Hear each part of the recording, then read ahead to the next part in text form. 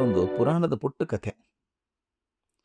ಶ್ರೀಕೃಷ್ಣನ ಆತ್ಮೀಯ ಸ್ನೇಹಿತ ಮತ್ತು ಭಕ್ತ ಆದಂಥ ಉದ್ಧವ ಒಂದು ದಿವಸ ಕೃಷ್ಣನ ಹತ್ರ ಆರಾಮಾಗಿ ಮಾತಾಡ್ತಾ ಕೂತಿದ್ದಂತೆ. ಪ್ರಪಂಚದ ವಿಷಯಗಳ ಬಗ್ಗೆ ಚರ್ಚೆ ಬಂತು. ಆಗ ಉದ್ಧವ ಕೇಳ್ದ, ಭಗವಂತ, ಭೂಮಿ ಮೇಲೆ ಎಷ್ಟೊಂದು ನೋವು, ತಾಪ, ಅಸಂತೋಷ ಇದೆ. ಜನ ಜೀವನ ನಡೆಸಲು ಒದ್ದಾಡಿ ಹೋಗ್ತಾ ಇದ್ದಾರೆ. ಅವರು ನೋಡಿದ್ರೆ ಅವ್ರ ಕಷ್ಟ ಕಾರ್ಪಣ್ಯ ಮುಗಿಯುವಂತೆ ಕಾಣಿಸೋದಿಲ್ಲ. ಅದು ಜನಕ್ಕೂ ಗೊತ್ತಲ್ವಾ? ಹಾಗಿದ್ದು ನೀನು ಉದ್ಧಾರಕ್ಕೆ ಯಾಕೆ ಏನೂ ಮಾಡೋದಿಲ್ಲ? ಏನು ಮಾಡ್ಬೇಕು ನಾನು ಅಂತ ಕೃಷ್ಣ ಕೇಳಿದ. ಅವರನ್ನೆಲ್ಲ ನಿನ್ನ ಸಾಮ್ರಾಜ್ಯ ಸ್ವರ್ಗ ಇದೆಯಲ್ಲ, ಸ್ವರ್ಗಕ್ಕೆ ಕರೆತಂದ್ಬಿಡು. ನೀನು ಮನಸ್ಸು ಮಾಡಿದ್ರೆ ಯಾವುದು ಅಸಾಧ್ಯ? ಒಂದು ಕ್ಷಣದಲ್ಲಿ ಆ ಎಲ್ಲ ಬಡವರನ್ನು, ದುಃಖಿತರನ್ನು ಎತ್ಕೊಂಡ್ಬಂದು ಸ್ವರ್ಗಕ್ಕೆ ತಂದುಬಿಡ್ಬೋದು. ಅವ್ರನ್ನ ಕಷ್ಟದಿಂದ ಮುಕ್ತ ಮಾಡಬಹುದು ಅಂದ. ಕೃಷ್ಣನಕ್ಕ, ಹೌದಲ್ಲ ಉದ್ಧವ, ನನ್ನ ಮೊದಲು ಹೊಳಿಲೇ ನೋಡಪ್ಪ ಇದು. ಅವರನ್ನೆಲ್ಲ ಇಲ್ಲಿಗೆ ತಂದುಬಿಟ್ಟು ಸ್ವರ್ಗದಲ್ಲಿ ಸಂತೋಷವಾಗಿಡ್ಬೋದು. ಆದರೆ ನನಗನ್ಸೋ ಮಟ್ಟಿಗೆ ಅವ್ರಿಗೆ ಯಾರಿಗೂ ಇಲ್ಲಿ ಬರೋದಕ್ಕೆ ಮನಸ್ಸೇ ಇದ್ದಂತಿಲ್ಲ. ಉದ್ಧವ ಹೇಳಿದ, ಛೇ, ಸ್ವರ್ಗಕ್ಕೆ ಬರೋದಕ್ಕೆ ಯಾರಿಗೆ ಆಸೆ ಇರೋದಿಲ್ಲ? ಪ್ರತಿಯೊಬ್ಬರು ತುದಿಗಾಲಿ ಮೇಲೆ ಆಸೆಯಿಂದ ನಿಂತಿರ್ತಾರೆ ಎಂದು ವಾದಿಸಿದ ಉದ್ಧವ. ಹಾಗಾದ್ರೆ ಒಂದು ಕೆಲಸ ಮಾಡು, ನೀನು ಭೂಮಿಗೆ ಹೋಗಿ ಸ್ವರ್ಗಕ್ಕೆ ಬರೋದಕ್ಕೆ ಯಾರಾದರೂ ಸಿದ್ಧ ಇದ್ದರೆ ಅವ್ರು ಕರ್ಕೊಂಬ ಅಂತ ಹೇಳಿದ ಕೃಷ್ಣ. ಉದ್ಧವ ಭೂಮಿಗೆ ಬಂದ. ಅವನು ಬಂದದ್ದು ಒಂದು ಊರಲ್ಲಿ ಇಳಿದ. ಆ ಊರಿನ ಹೊರಗೆ, ಊರಿನ ಹೋಗ್ತಾ ಇದ್ದಾನೆ ಒಳಗಡೆ, ಹೊರಗೆ ಒಂದು ದೊಡ್ಡ ಕೆಸರಿನ ಕೊಳಕಿನ ಗುಂಡಿ, ಕೆಟ್ಟ ಕೆಸರು ಕೊಳಕು.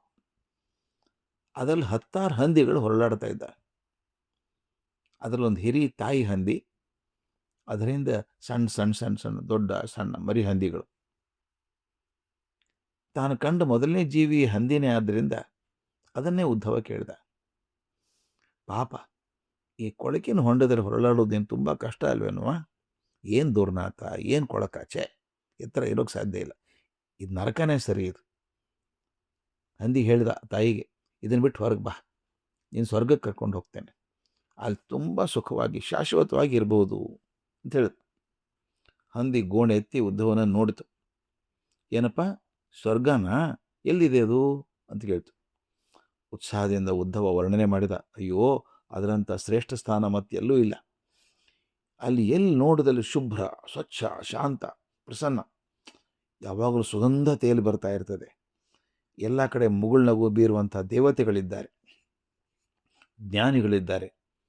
ಅಲ್ಲಿ ಕೆಸರಿನ ಕೊಳಕು ಏನೂ ಇರೋದಿಲ್ಲ. ಹಂದಿ ಕೇಳ್ತು, ಓ, ಅಲ್ಲಿ ಕೆಸರು ಕೊಳಕು ಇಲ್ವಾ, ಹೊಂಡ ಇಲ್ವಾ? ಅಯ್ಯೋ, ಹಾಗಾದ್ರೆ ನಾನು ಎಲ್ಲಿ ಆನಂದವಾಗಿ ಹೊರಳಾಡಲಿ, ಏನು ತಿನ್ಬೇಕು ನಾನು ಅಂತ ಕೇಳ್ತು ಹಂದಿ. ಮತ್ತು ಅಲ್ಲಿ ಗಂಡ ಮಕ್ಕಳು ಎಲ್ಲರೂ ಬರ್ತಾ ಇರ್ತಾನೆ ನಮ್ಮ ಜೊತೆಗೆ ಅಂತ ಕೇಳ್ತು. ಉದ್ಧವ ಹೇಳಿದ, ಛೇ, ನಿನಗೇನು ಕಲ್ಪನೆನೇ ಇಲ್ಲ. ಅಲ್ಲಿ ಗಂಡ ಹೆಂಡತಿ ಮಕ್ಕಳನ್ನು ಯಾವ ಜಂಜಾಟನೂ ಇಲ್ಲ. ಎಲ್ಲರೂ ಸಂಭ್ರಮದಿಂದ ಸಮುದ್ರದ ಅಲೆಗಳ ಹಾಗೆ ತಳ್ಳಾಡ್ತಾ ಇರ್ತಾರೆ. ಮತ್ತಷ್ಟು ಗೋಣು ಎತ್ತರಿಸಿ ಹಂದಿ ಕೇಳ್ತು, ಹಾಗಾದ್ರೆ ನಾನು ಸ್ವರ್ಗದ ಉಸಾಬರಿ ಬೇಡ. ಅರೆ, ಈ ಮಕ್ಕಳಿಲ್ಲ, ಗಂಡಿಲ್ಲ, ಈ ಕೆಸರಿಲ್ಲ, ಕೊಳಕಿಲ್ಲ ಅಂದರೆ ಸ್ವರ್ಗ ಯಾರಿಗೆ ಬೇಕು? ಛೇ, ಹೋಗು ನೀನು, ಇದೇ ಸ್ವರ್ಗ, ಬೇರೆ ಯಾರನ್ನಾದ್ರು ಹುಡುಕು ಹೋಗು ಅಂತ ಮುಖ ತಿರುಗುತ್ತಂತೆ. ಆ ಕಥೆಯಲ್ಲಿ ಹೇಳಿದ ಹಾಗೆ ಉದ್ಧವ ಪ್ರಪಂಚದ ಎಲ್ಲ ಕಡೆಗೆ ಹೋದನಂತೆ. ಎಲ್ಲರೂ ಕಷ್ಟದಲ್ಲಿದ್ದಾರೆ, ಆದರೆ ತಮ್ಮ ಕಷ್ಟದ ಕೋಟಲೆಯೊಳಗೆ ಸ್ವರ್ಗ ಕಂಡುಕೊಂಡಿದ್ದಾರೆ. ಇದನ್ನು ಬಿಟ್ಟು ತಮ್ಮ ಕಲ್ಪನೆಗೆ ನಿಲುಕದಂಥ ಸ್ವರ್ಗಕ್ಕೆ ಹೋಗೋದಕ್ಕೆ ಯಾರಿಗೂ ಮನಸ್ಸಿರಲಿಲ್ಲಂತೆ. ನೋಡಿ, ನಮ್ಮ ಬದುಕಿದೆಯಲ್ಲ, ಮನುಷ್ಯ ಜೀವನ ಭೂಮಿ ಮೇಲೆ, ನಮ್ಮ ಜೀವನದಲ್ಲಿ ಕೊಳಕು ಸ್ವಲ್ಪ ಇದೆ, ಕೆಸರು ಸ್ವಲ್ಪ ಇದೆ, ನೋವಿದೆ, ತಳಮಳ ಇದೆ, ಭಯ ಇದೆ. ಆದರೆ ಸ್ನೇಹಿತರೆ, ಅದರ ಜೊತೆಗೆ ಸ್ವಲ್ಪ ಪ್ರೀತಿ ಇದೆ, ನಲಿವಿದೆ, ಆಪ್ತತೆ ಇದೆ, ಸುಂದರತೆ ಇದೆ. ದಯವಿಟ್ಟು ಗಮನಿಸಿ, ಪ್ರಪಂಚದಲ್ಲಿ ಎರಡೂ ಇದೆ, ಕೊಳಕು ಇದೆ, ಸಂತೋಷನೂ ಇದೆ. ಎರಡನೇದು ಹೆಚ್ಚಾದಾಗೆ, ಎರಡನೇದು ಎಷ್ಟು ಹೆಚ್ಚಾಗ್ತಾ ಹೋಗುತ್ತೋ ಅಷ್ಟು ಭೂಮಿ ಸ್ವರ್ಗ ಆಗ್ತದೆ. ಮೊದಲೇದು ಹೆಚ್ಚಾದಾಗ ಭೂಮಿ ನರಕ ಆಗ್ತದೆ. ಅದಕ್ಕೆ ಬಸವಣ್ಣವರು ಭಾಳ ಚಂದ ಹೇಳಿದರು, ಸ್ವರ್ಗಲೋಕ ಮೃತ್ಯಲೋಕ ಬೇರಿಲ್ಲ ಅಂತ ಹೇಳಿದರು. ನಾವೇ ಮಾಡ್ಕೊಂಡ ಹಾಗೆ, ನಾವು ಸಂತೋಷವನ್ನು ಹೆಚ್ಚು ಮಾಡಿಕೊಂಡ್ರೆ ಜಗತ್ತು ಸಂತೋಷಮಯವಾಗ್ತದೆ.